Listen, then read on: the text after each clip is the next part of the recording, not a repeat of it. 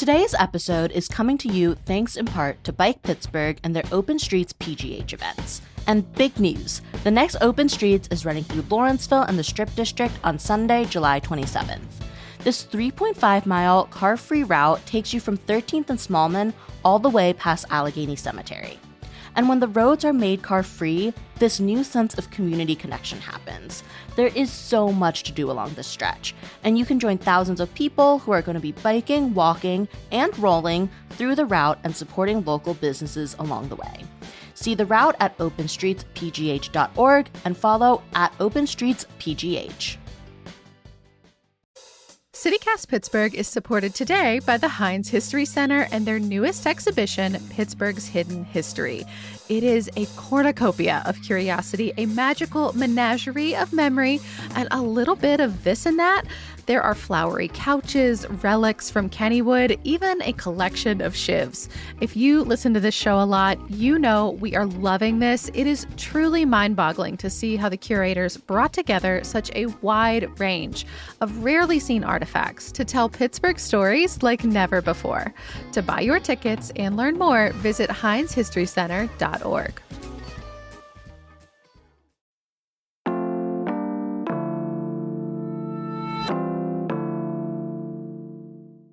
Today on CityCast Pittsburgh, Anthrocon smashed its own record, a housing proposal got squashed, and the airport is looking for volunteers to test out the new terminal. Plus, we've got some Picklesburgh gossip and some local wins and losses. I'm with CityCast Mallory Falk talking about some of the biggest stories of the week. It's Friday, July 11th. I'm Megan Harris, and here's what Pittsburgh's talking about.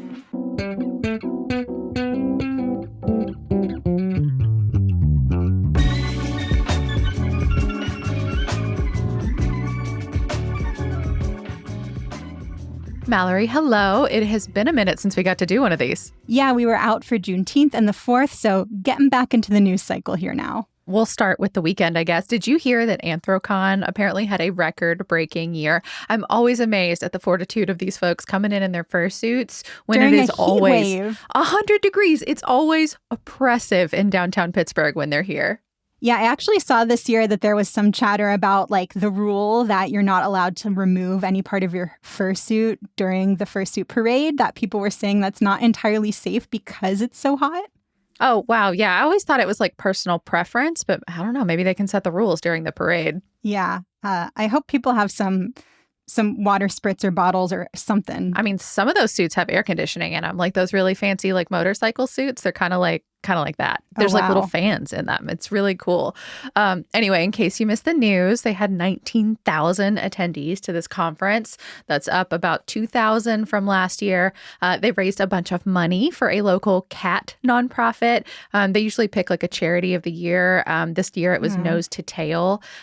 Props to Nose to Tail, by the way, because their mascot for the event was named Anthrocat. And I just like that's a cherry on top. So perfect. Someone apparently paid $700 to hold a kitten for a few minutes during this live auction. Like, wow. I'm in awe. It's so great. All in, they raised $89,000 during the conference for this local nonprofit, Nose to Tail. It's so cool. I did not realize that not only is this event just like a lot of fun and you can do some amazing people watching or fursuit watching downtown, but that it's actually for a good cause. That's very heartwarming. Yeah. I mean, everything about these folks coming here is just, it's always a joy. And Pittsburgh has been hosting it for a long time. We are a very friendly host city. They've been coming since 2006. So I'm excited. It just hit me that next year is going to be the 20th anniversary. I really hope we do it up. Got to set a new record. Yeah. And we're going to have practice then by the draft, right? We're actually going to talk about a bunch of airport news. So kind of related, people coming into Pittsburgh to experience a thing. The new terminal is coming along. It is not quite open yet. We are hearing maybe September, like a soft opening. But there's an official opening gala scheduled for October 3rd. Yeah, Pittsburgh Magazine just published an update about all this. And so they said the terminal is about 91% complete right now. And it's going to open before it's fully complete. Some of the construction can happen after the fact. So they're getting really close here, but it sounds like still a little bit of work left to do. But if you want to see it sooner, you can volunteer to test it out. So this is being described as a full-scale dress rehearsal of how like the terminal will ultimately work. You're going to be testing out parking, going through security, getting to your gate, finding the baggage carousel, which, by the way, there are a ton of them. So all kinds of stuff.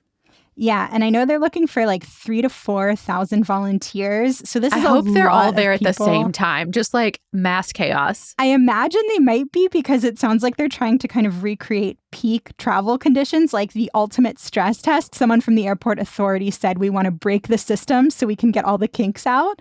I feel like this is really the perfect volunteer opportunity for people who like to, complain about minor inconveniences and point out lots of flaws. So if that is you, you can actually register to show your interest in doing this because they don't have the official sign up yet. This registration allows you to be first in line when that sign up goes live. We will drop a link to that in the show notes. They don't have a firm date for this trial run yet, but it's going to be sometime in September. So if you like to be Nevi and you like to complain, sign your name. And if you don't want to do any of that, but you still want to nub-nose like just a little bit, we actually got a sneak preview of it. So it was still very much under construction. There was like so much scaffolding. I cannot express how much scaffolding. I have never seen anything like it. But most of that is gone now, but you can at least get a sense of the thing. We've got an article on our website that kind of goes through some of the big changes you can look for, like all the light and like the starry sky thing they've got on the ceiling. And they've got like these big copper tree-like things that shoot out of the ground and go all 3 stories. It's super neat. And then there's one other cool addition to the airport I was reading about. This is not part of the terminal project, but they're going to be replacing the lighting on the runways. So they're going to be doing LED fixtures. And I guess that's going to save the airport money over time and improve the lighting conditions, which we all want, like nice, clear lighting on those runways. But an interesting detail I saw in the Pittsburgh Business Times article about this is that the fixtures they have now, those incandescent ones, they're just getting more and more difficult to repair. And it takes a really long time to get replacement parts because manufacturers just like aren't making that type of lighting anymore. So I hadn't realized kind of how outdated our lighting system on the runways was, but I'm glad we're getting a glow up there. Yeah, not something all of us see all the time, but still like extremely necessary. Like I need everyone who relies on a runway light. I want you to be able to see where you're going. That feels vital to me. Yeah, I think everybody's really concerned with air safety right now. So I'm glad our lighting is going to be in good shape. But, while there is a lot of excitement around this new terminal, there's some less great news coming out about some of the working conditions at the airport. So a group of service workers there showed up to this board meeting for the Allegheny County Airport Authority last month and said they're, not being paid enough. Some of them are having to work multiple jobs. Their benefits are weak. And this is all while they're doing these jobs that are physically really demanding because these are the people who, move wheelchair users through the airport and on and off the plane and help people with their luggage. So these sort of physically taxing jobs that they say they are not being paid enough to do. So these workers, they actually aren't employed by the airport authority. They're employed by a private company. And when they showed up to this board meeting, they were asking the authority to help them unionize and to do things like set a wage standard for these types of jobs, which it sounds like the authority has done for other positions. And I know that like some of the other staff at the airport is part of a union, like the staff that cleans the terminal. So I'm going to be curious to see if this group of workers ends up unionizing and, ends up getting better pay. Yeah. And I mean, of course, we've been talking about the airport a bunch lately. One thing that came up the last time we had this on the show, someone asked me about the hotel, like that Hyatt Regency over there. Oh, that you see from the People Mover? Yeah, like what happens to it? Because, of course, it's strategically positioned to be connected to the old terminal that we are very soon not going to be using anymore. I did not know then, but now we do. So I guess the airport struck a deal with them to cover shuttle service. That sounds so expensive. $150,000 in just the first year over that amount. And that's going to increase over time. Like, I understand, like, for business interests, like, that hotel cannot possibly be pleased by this situation. But also, like, what do you do? Last I heard, we still don't know what's going to happen with the train, like the underground train either. And, like, the old terminal, are they still going to be using the parking lots? Like, there's still a lot of open questions around, like, the airport campus and what happens next. I know. I'm planning to fly later this summer and do like a little salute to that train, since I imagine it might be the last time I ever use it. Maybe. Yeah. I hope there's like some kind of like RIP to the train situation. Send off party. Yeah, exactly. Like we need something. Like Pittsburgh loves to celebrate an antiquated transit opportunity. Yes, it's very inconvenient, but it's also just kind of iconic at this point. It's been such a central part of the Pittsburgh travel experience.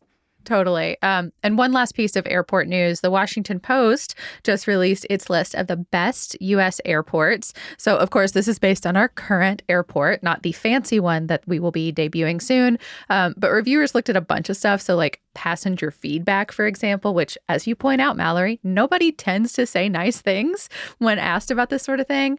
But it was like the space, the lighting, apparently the height of ceilings is very important to people. People really like spacious, well-lit areas. So they're going to love the new spot. Yeah, because you're kind of stuck in this limbo and you don't want it to feel cramped and dark. And I like a high ceiling in my airport. I just think it's funny that like they point out in like the opening paragraphs, people really like this. Anyway, they looked at Yelp reviews for some of the airport shops, restaurants, like the actual airport buildings themselves. Very important. How easily can you get through security? I also feel like these Yelp reviews for airport shops would be like an interesting litmus test of, does the Hudson bookseller in like one airport get substantially different Yelp reviews than in another? Like you kind of have this one standard data point across airports, and can it tell you like people who fly through Miami tend to leave crankier Yelp reviews? I don't know. Maybe. I don't know. I mean, this Washington Post review seems like they crunched a lot of numbers, and they started with a huge sample size. So it was 450 airports to start. You had to have at least 1,000 passengers flying through over a given year. So like that's pretty easy. I would wager Pittsburgh does that in a portion of a day. Anyway, they narrowed it to the top 50. And Pittsburgh came in at number 28, which like for our old space, I'm genuinely shocked we did that well. I am too, but also having like a limit to how many people need to fly through, you're rooting out all the like tiny charming airports that have, you know, like rocking chairs overlooking windows. I feel like the best airports probably like get knocked out of this competition just because there aren't enough people passing through. I don't know. I don't know that I would call some of the best airports. Like the rocking chair test is not really the one I'm looking to. Nothing against Charlotte International, which has a lot of rocking chairs for you, Mallory. Well, you and I prioritize different things. Just in case you're curious, Portland ranked number 1. And I saw someone joke that Portland is the Pittsburgh of the Pacific Northwest. So I don't know. Maybe we should take that as a win too. Yeah. Congrats to our colleagues over at CityCast Portland. Also, one last thing, if you need some inspiration for getting out of town, if you don't mind braving the old airport at least one more time, we just did an episode about how to find cheap flights out of Pittsburgh, like how to use all the various websites and like what Pittsburgh tends to like show up like on them for. It's full of so many great pointers. We will link to that in our show notes. Yeah, go take one last train ride. Well, we are going to move on to trivia here, and today's trivia is presented by the Heinz History Center and written by our very own quizmaster, Kevin Gavin. It is actually a Heinz-related question. So, Megan, you're not going to answer here because you already know the answer. We asked this very question last night at an in-person trivia event. Thank you, everybody who came out. The Heinz History Center does a monthly trivia night. We hosted around there. If you're sad that you missed it, there is going to be another one at the History Center on August 7th, so you can catch us there. And also check out their latest exhibit, Pittsburgh's Hidden History. We've talked about this on the show before. It is so much fun. It has all these like different Pittsburgh relics that have just been in storage at the museum for a while. So like old pieces of Kennywood rides that no longer exist. The old sign from the Beehive, of course, the iconic Pittsburgh coffee shop that everyone is still mourning. It's definitely worth checking out. And they're all organized in like really like eccentric ways, I would say. Like some of them have to do with like art and flooring, and there's a floral section, but like the stuff, you would not necessarily put this stuff together, but I love that the curators did. There's also like a morbid section. It's super fun. Lots of fun. So yeah, again, August 7th, you can come check out that exhibit and see us at Trivia Night. But we are going to move on to the question. Again, Megan, you got to sit this one out. This is for our listeners. Picklesburgh kicks off today. This is, of course, the celebration of all things pickle and, in a way, a celebration of Heinz. You know, there's that giant Heinz pickle floating in the sky. That's a great photo op. But pickles were not the first product that Heinz, this iconic Pittsburgh company, sold. What was it? We'll have the answer after the break.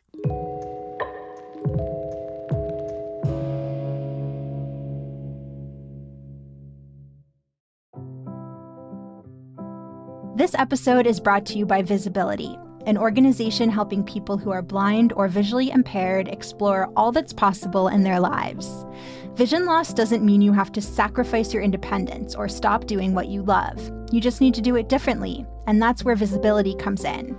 They take a comprehensive approach to vision care. So they do vision screenings for kids and adults, but also provide transportation assistance, at-home occupational therapy, even employment support. Visibility says they take a personalized and holistic approach so their clients can maintain their lifestyles and keep pursuing their passions. Visit visibility.org or follow them on social media to learn how Visibility can assist you, your loved ones, and your friends.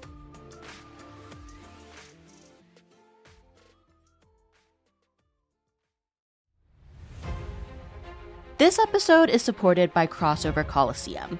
And if you're thinking gladiator fights, naval battles, mythical monsters, you are very much on the right track. Crossover Coliseum is a live gladiator-themed game show, and it's basically a combination of Gladiator, Minute to Win It, and Dungeons & Dragons. Local Pittsburghers will face wild challenges for charity, and you get to vote on the outcome. Besides enjoying the live performance, you also get to test your skill and luck in mini-games, plus sip on some signature cocktails. All of this takes place on Thursday, July 17th at the Oaks Theater in Oakmont. Buy your tickets today on Eventbrite, and you can get a 25% discount with the code DIECAST. That's DIECAST. Learn more at crossovergames.org and make your boring nights history. Okay, we're back. Trivia answer. Mallory, what was the first product that Heinz sold? It was horseradish. So H.J. Heinz, back in 1869, started selling horseradish that he had made in his Sharpsburg home out of a cart, and the rest is history. Some housing news. We're going to talk a lot about inclusionary zoning. The city, of course, is still talking about inclusionary zoning. It's that idea that big new developments should include affordable units. But one of the major sticking points has been how this should be rolled out, if it should be rolled out. And it's already in place here in a few neighborhoods, but, we've got 90 here, so it's a very small sample size. So there have been a pair of proposals on the table for a while now. We talked about them both back in January and how at least Lawrenceville, for example, says that it does work there. That is also up for debate depending on who you're talking to. But we will link to those episodes in our show notes if you kind of want to get like that full retrospective and kind of a deep dive on what these two proposals were. But the new news this week is that one of those ideas was shot down, like formally, officially, dead now. That one was Councilman Bob Charlin's bill. There is a competing one, and there's a lot of nuance to this. But the biggest difference between the two of them is that Charlin's would have let each neighborhood decide whether inclusionary zoning is right for them, whereas the other bill wouldn't. Yeah, that proposal is from Mayor Ed Gainey. It's part of a larger proposal to create more affordable housing in Pittsburgh, and his bill would mandate inclusionary zoning citywide. So every neighborhood would need to implement this. And I don't know the appetite for that because I feel like I've heard a lot of grumbling over the last few months because, this got tabled while we waited to see like the outcome of the Democratic primary. We know that now. Mayor Gainey lost. Corey O'Connor won the Democratic nomination. So it's likely that he will win in November, but we're still waiting, of course. But I heard a lot of comments over the last few months that citywide, like implementing this citywide maybe isn't the move either. Just because what we all know to be true, right? Like neighborhoods here are so different. Like what works in Lawrenceville or the Strip District may not be a perfect fit for Carrick or Homewood or a million other places, right? When we talked to Charland back in February, that was kind of his take. And this was right after a planning commission meeting that voted down his proposal. They actually cut him off while he was talking. I did look at his proposal later. It was a lot of pages. I'm actually not shocked they cut him off. But anyway, he was in his feels a little bit because it wasn't a great experience to go through that commission meeting and then also like get your proposal knocked down. It was a great day for landlords and a great day for people that already own property in the city. It was a really bad day for people that want to rent in the city and don't already own their home and don't already own real estate there. So after that commission meeting, council could have still approved it. He is on council, of course, but it made it a steeper uphill climb. Like the vote would have had to have been tipped more in his favor for it to proceed. He needed more votes in favor. Yeah. And it did not go that way. They've now voted it down. But Charland has said that he's worried that Gainey's citywide approach would just disincentivize developers from bothering to build at all. Like maybe his idea, Charland's idea, isn't the right approach, but Charland contends that at least the IZ piece of Gainey's overall plan is maybe not the move either. I want to see more affordable units. I'm not here just because I'm concerned about what the market rate units look like. I'm here because I want to see more affordable units. But if we don't build anything, 10% of zero is still zero. Yeah, I don't know. I'm still kind of hung up on the open question around Charland's bill of like how each neighborhood gets to decide whether or not it wants to do inclusionary zoning. And the Planning Commission was very hung up on that too. Yeah. Charland actually said, he was like, I did not realize people were going to get so stuck on that. He was like, I just figure we're adults. We can figure the implementation piece out later. Yeah, but I do think it kind of like raises the question of, are you allowing certain neighborhoods to say, we don't want certain types of renters here? No, thank you. Another neighborhood can let them in. So I think that was, one of the potential flaws of Charland's bill. Yeah. And for his part, like Charland said as far back as February, that like if he had it to do over, he might have changed that bill. If he, continued learning and seeing other examples in other cities, and he may have made some changes. And maybe he will in the future. Who knows? Coincidentally, the city controller, Rachel Heisler, just issued a report saying that there's not enough data, that the city's just not collecting it to show whether inclusionary zoning is even working. I think this is really interesting that she's jumped into the fray here. She said in a statement, quote, "Unfortunately, we haven't built enough housing to make any conclusions." Pause here. She means like housing at all, like across the city. Like with quote, affordable units and not? Correct. Quote, "The sample size is too small. The data is too noisy. What is very clear is that we need to do everything we can to get shovels in the ground and build," end quote. Yeah, I feel like everyone who's approaching this from all different angles, like the one thing everyone agrees on is that we do need more housing here. But it also sounds like an issue is that we're not collecting the data we need to make good decisions. Yeah, exactly. And Heisler says she wants the city to create a real-time data source available neighborhood by neighborhood to inform future policy. So like, is housing construction falling or rising here? And there are people like collecting forms of that, but it's not held by the city and it's not consistent, because having a resource like that would help us dictate future development strategy, which like, that seems to track. Like, I don't know of anybody that seems to have like the data in a way that everyone is comfortable with it. Like various sources have tried to collect data, but then they all poke holes in each other's data and they don't believe each other. Like even the mayor has a dashboard, but multiple news sources now have been like, these numbers aren't real. So I do think we do need to work on that. Yeah, and actually, we are planning to talk to City Controller Heisler, so stay tuned for an episode very soon here where you will get to hear more about all of this. Yeah. And also County Controller Corey O'Connor, the Democratic nominee for mayor, he recently talked about housing with Pro Housing Pittsburgh. So they are one of the organizations pushing for inclusionary zoning in some form. They're also one that put together a data source that people have found fault with. But anyway, O'Connor, he has been pretty cautious. Like through the entire election cycle, he did not throw his support behind either proposal. But of course, yeah, I mean, it seems smart, honestly. But he has said many times that he agrees that a lack of housing is a huge problem. We don't have enough units. We need about 6,000 affordable units, but we also need about 15,000 market rate units. So for me, that's part of the growth conversation that we have to have. And let's not forget, the city of Pittsburgh owns 11,000 vacant lots. Those lots, what we should have been doing over the last few years is getting them shovel ready for new construction. So something to watch for. And for what it's worth, Rachel Heisler has also been saying all that same stuff for a while now, too. Hopefully, the more people are talking about it, the more officials are making noise, the closer we get to some action. Like, fingers crossed. Yeah. And, we've been talking a lot about what ultimately become rental units, but there's been some reporting recently on home sales. So both the Business Times and Axios have stories out right now analyzing our local housing market compared to other cities. Both of these stories had a lot of numbers that probably mean more to realtors than they do to me or the average person. They looked at sites like Redfin and Adam and pulled property analytics.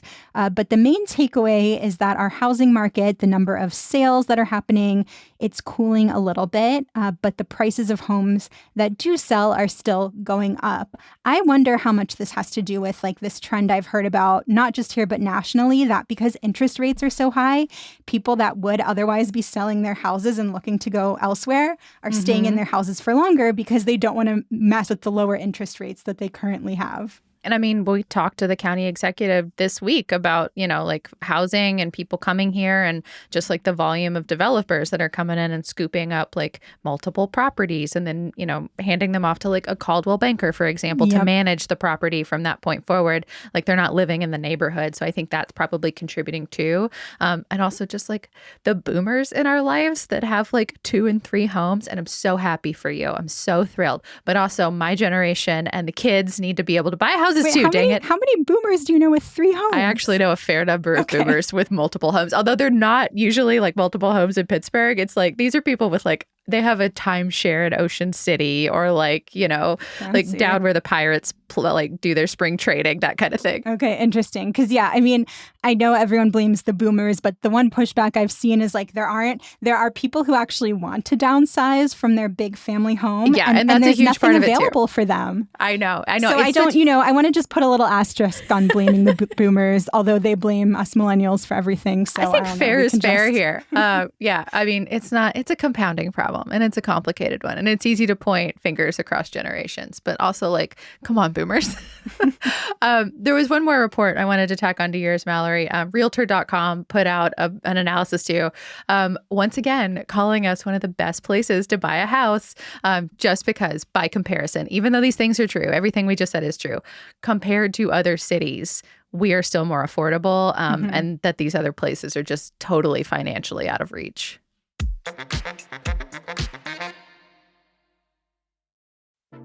Today's show is brought to you by the Frick Pittsburgh Museums and Gardens and their limited-run special preservation tours of Clayton. That's the historic home of Henry Clay Frick. I actually got to take one of these tours recently, and it was fascinating. You learn all about the restoration work that happened back in the 80s as a team transformed Clayton from a family home into a museum. And some of the details are wild. They found the records for the silk drapes that used to hang in Mrs. Frick's bedroom, and were able to get them remade by the same Paris company on the exact same loom as the originals. You also get to learn all about the major exterior preservation project that's happening at Clayton right now. You'll learn why it's so important, how it'll help ensure Clayton isn't ruined by water damage, and how they're doing it, steaming and scraping all these layers of paint off the bricks so they can find and then match the original color. The Frick's limited-run special preservation tours of Clayton run Fridays and Saturdays at 10:45 a.m. and 12:45 p.m. And they're part of a fundraising campaign that's focused on the care and conservation of Clayton for generations to come. So the ticket price is a donation, and it's fully tax-deductible. Get tour tickets and learn more at thefrickpittsburgh.org. When you hear Lululemon, you probably think of Align yoga pants, weightlessly soft, like you're wearing next to nothing. That's why you see them in class, at the grocery store, and in the park. But did you know about skirts with built-in liner shorts so you can still jump for the Frisbee? And tanks and bodysuits? With Align's iconic stretch, you won't want to take it off. And with endless style options, you don't have to. Shop in-store or online at lululemon.com. We are back, and we've got a few shout outs from our CityCast Pittsburgh neighbors. We love these so much. Mallory, who do we have this week? Yes, so this week, Nicole P. in East Liberty has a double shout out for Firecracker Fabrics and Cut and Sew Studio. Nicole says they are conjoined, community-minded small businesses focused on bringing people together. So this is a fabric shop where you can get some really great fabric and then pop over to the studio to take some sewing classes. These are both located in Morningside. I checked out the calendar for Cut and Sew Studio, and it looks like they've got classes coming up on everything from quilting to bag making to alterations and repairs. I've actually been wanting to make a quilt out of some of my favorite baby clothes from my daughter, so I might sign up for one of those. That sounds really fun. I literally just had to outsource hemming a curtain, like just a straight line, cutting one line off a curtain because I don't know how to do it. I this is on my bucket list for at some point in the future. Yeah, well, check them out. We've also got a shout out from Amy Kay in Mount Lebanon.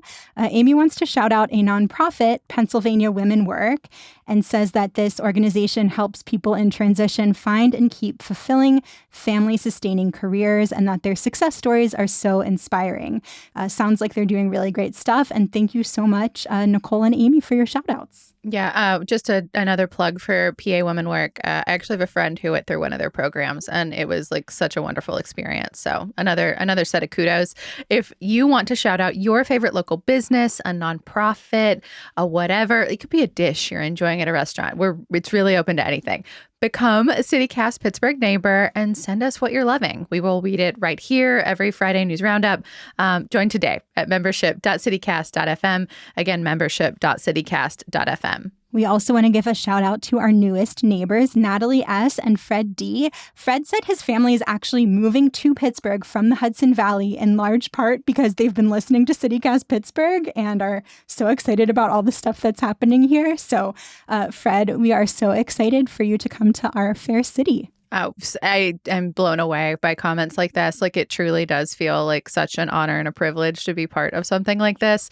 Also, like, I feel like this is like an endorsement of some kind. Like, we always are talking about like what it'll take to like grow our city's population. And I don't know, like this is starting to like really inflate my head about CityCast Pittsburgh's power here. Yes, keep these ego inflating comments coming. We love them. Absolutely.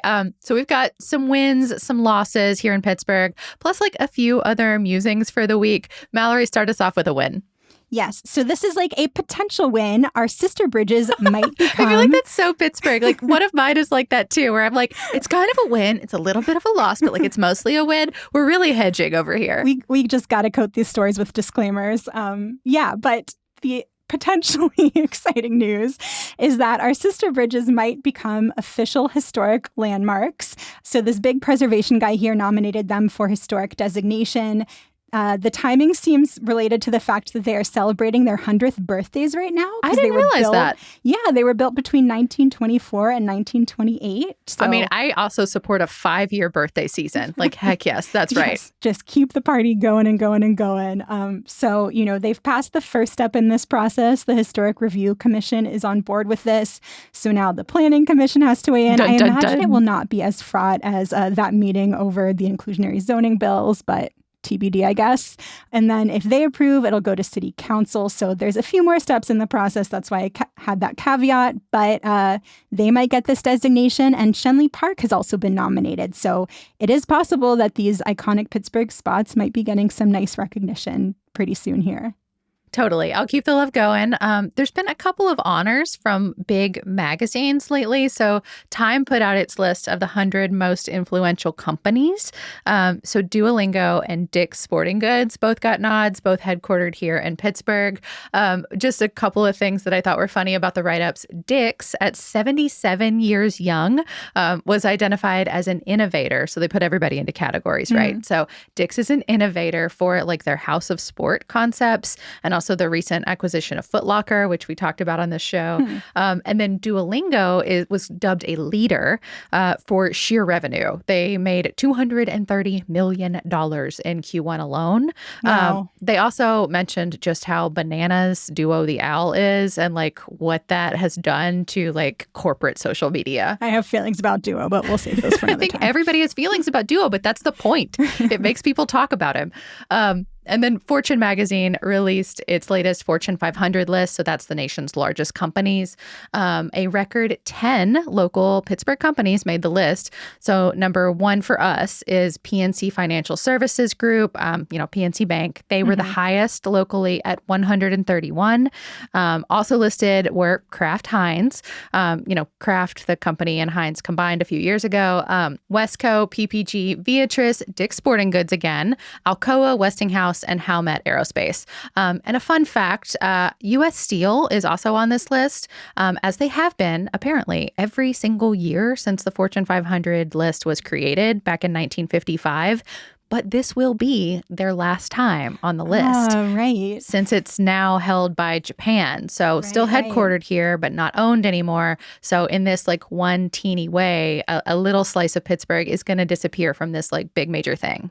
Interesting. Sorry, I feel like I brought that down. I do think it's a win that 10 local companies were on this list. I have one other honor we just got, but this outlet is not quite on the level of Time and Fortune magazine. What do you got? Lovefood.com.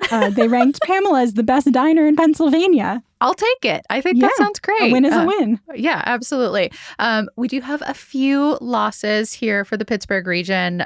Mallory, you go first. So you probably don't need me to tell you spotted lanternflies are officially back, the bane of everyone's existence. There is some slightly good news, I guess. Spotted lanternfly reports in Allegheny County dropped 90% between 2023 and 2024. Whoa. So hopefully that means we're like trending in a good direction and the number is going to drop even more this summer. But the one thing to keep in mind about that is that this is just tracking the number of spotted lanternfly sightings that like members of the public have reported. It's not a true science. I bet like as people have gotten used to them, they just like stop calling in, you know? Exactly. I'm sure people were like really diligent about making these reports initially and have kind of gotten fatigued, I guess. But it is a reminder that there's this really cool tool where you can report sightings, which we will link to in the show notes if you want to be a good citizen and do your part. That's good mom guilt, Mallory. But I do feel like, you know, from my own experience, it did feel like there were fewer spotted lanternflies last summer than the year before. I mean, and I feel like there's even fewer this year. Like I'm knocking on all the wood right now, but like so far I've only seen 2 and they were both dead. Oh. So, I mean, fingers crossed that I only encountered dead lanternflies for the rest of the summer. I actually was walking the dog the other day and someone in their front lawn had a bucket filled with fly swatters and a little sign that said like, take one and squash lanternflies. A real public service. Absolutely. But, you know, it is going to be important to squash these guys because the bad news is that our county leads the state in reported spotted lanternfly sightings. But again, this is all because of like self-reported data. Well, so maybe we're just like a people who likes to report data. I don't know. Mine is sort of a win-lose situation. I did warn you. So the county got an electric street sweeper. That's such a tongue twister for me. It was a few weeks ago now. It replaced an old diesel model for a truly wild price. It was over $700,000. This is the first electric version of this kind of thing in the U.S., apparently, to hit like the streets, according to Next Pittsburgh. So we're a leader once again. And it was paid for by grants and through that health department enforcement fund. So like, for example, when U.S. Steel gets fined $1 million, like it just did in June, that money... For what, like health violations? Yes, that money eventually makes its way to the health department, and it does take a while to get there. So like that cash from June did not have anything to do with the street sweeper. But that is an example of how they might use it. That's really interesting. I really wonder how they make these decisions of like putting the money to like the good of the entire county versus having it like more directly target people who were in the path of whatever, you know, got released during these violations. Curious about that. Yeah, totally. I mean, but one could argue like anything that affects air quality, right? Which like emissions from a diesel powered vehicle, like certainly like go into our shared atmosphere. I don't know. I'm with you though. I wonder what that calculation is. But the caveat to this, like the bad news part, it does not affect our new street sweeper, which I'm realizing in this moment, if they haven't given it a name, they should. This thing deserves to have its own personality here. Sweepy? Yeah, street sweeper, McSweeperson. I'm not feeling clever right now, but funding and support for electric vehicles nationwide has been sort of dicey lately. Trump paused the release of funding for like charging stations, for example, all over the nation. A judge did recently overturn that. But because the Supreme Court ruled that like these district judges, like whatever they rule only affects their specific jurisdiction, not every other like area in the nation, it's just so much more messy now. So it's not clear whether this money is going to get released anywhere else or how that might affect Pennsylvania in the long term. Anyway, it's messy, but yay for the county. We got an electric vehicle. Yay for Sweepy McSweeperson, I guess. So we recorded most of this show early in the day on Thursday, but we actually paused and are just getting back on mic now because, Megan, you just got back from a little media preview for Picklesburgh. And so I'm really curious to hear how it went. Was it just like complimentary picklebacks for everybody? What was the vibe there? I mean, I wish. I feel like there should have been at least pickled juice, pickle snacks, pickled chips. There were a few jars of pickle salsa sitting out, but it was so hot outside. Nobody was eating the hot pickle salsa. That part was not great. That's a miss. However, I did get to ride the mechanical pickle, the brand new Pittsburgh owned. Apparently, we had a custom made mechanical pickle made, and now it belongs to us. Wow. How'd you do? I think I did well. I mean, it was a very limited sample size of members of the media who were willing to ride this thing. Also, I was in shorts, and I think that made a huge difference that I had bare skin on the very slippy pickle. Because most people had nice linen pants on, for example, and they came straight off. I lasted for 26 seconds, and I'm not going to lie, I'm pretty proud of myself. That was the longest of anyone I saw. There's a clock. It ticks down or up for you. It's really funny. And so this is just going to be part of Picklesburgh for years to come now? As long as the mechanical pickle is still up for a ride. Yeah, I reckon. It's going to be over in PPG Place. So if you've ever gone ice skating, it's right there between, in the road, actually, between PPG Place and Market Square. Beautiful. Well, Megan, I know that part of the reason that you wanted to go down is because we actually got a note from one of our CityCast Pittsburgh neighbors, John D. And he shared that he was pretty disappointed because allegedly Picklesburgh used AI to create the logos and designs this year instead of working with a local artist. And he'd also heard that the vendor fees went up. So you wanted to go do a little bit of reporting and see if this all was true. Yeah, and I really appreciate that. John said he's listened for a long time and he felt like we are usually on the side of the little guy. I like to think that that's true. So we definitely wanted to try to take this up the chain and see if we could learn anything. So after the mechanical pickle demo, I took that to Jeremy Waldrop, the CEO of the Pittsburgh Downtown Partnership, which puts on the whole event.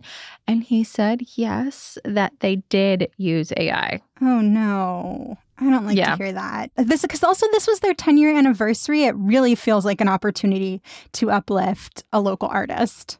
Yeah, which was basically his sentiment too. He said they do use AI for a lot of things because the organization is pretty small for all the things that they do. But he said, I wanted to record, but it was so loud down there.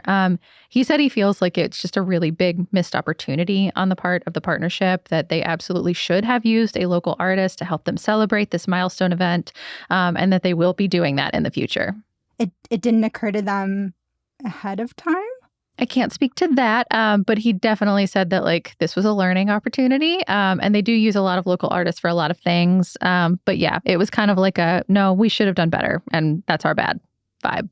It's just such a bummer to me, both because of the missed opportunity to support a local artist, but also it just feels like AI is creeping into our lives in so many ways where we don't even recognize it. And I don't love the idea of not having huge disclaimers so that we know when we're seeing something that was not created by a human. I mean, yes, I hear you, but I also think so much of what we consider graphic design and things like that, of course artists are part of that process, and there's a lot of human curation involved. But if you use Adobe Photoshop, for example, which lots and lots of people do, there are so many AI tools baked into that, even filters and things that we all put on our phones. It's not the way we necessarily think about it, but I do always want local artists to get a platform, full stop. But I think if you take it in scope with all of the things that Pittsburgh's trying to do right now, actively courting AI centers and data centers here and companies, it does not seem weird to me that organization with limited resources would use AI in some fashion. And maybe they use it often enough that it was a one too many. They should not have done it for this one thing. I don't know. Yeah, I mean, and this is all connected to kind of a larger debate about what Pittsburgh's identity is and whether it's a good thing or not that we're becoming kind of the center of AI, the place where these tools are getting unleashed on the world. But that's a much larger conversation than we can have at the end of the show. 1,000%. And for what it's worth, to kind of go back to John's question, Jeremy Waldrop said that he does not think that vendor fees went up. This was a busy event. He didn't have all the paperwork in front of him, but he said that the amount that you pay as a vendor for one of these big events is based on the footprint of your tent, and that they have kind of a sliding scale based on who it is and what kind of event it is. So for Picklesburgh, for example, because it's one of the biggest ones of the year that they do, I don't know if he was exaggerating here, if he meant it literally. He said there were 17 different pricing stratas. Wow. And he said that the floor of those 17 definitely did not rise, that it's been about $3,000 to be there at all. Smallest booth you can get for at least a little while. And it just goes up from there. And that actually they did not do a call out this year for new people because so many of their past vendors wanted to return. And I got the sense, at least from this conversation, that perhaps he has heard the criticism from people about not including more small businesses.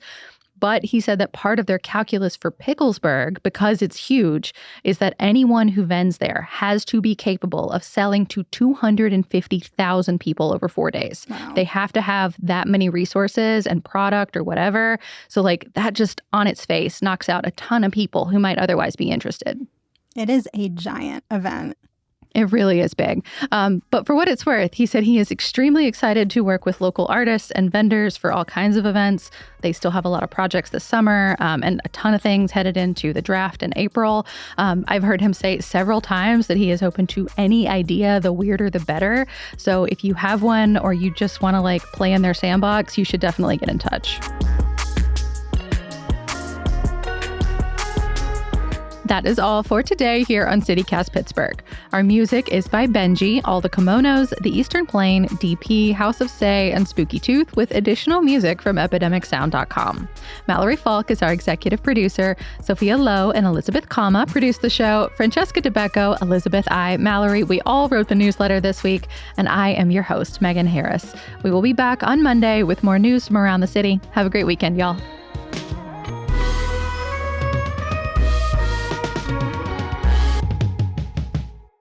Now I really want like a horseradish fest in Pittsburgh to honor the Heinz Company's Mallory, roots. That might be it would a just harder be, sell. I don't know. You just have a lot of like interesting Bloody Marys, right?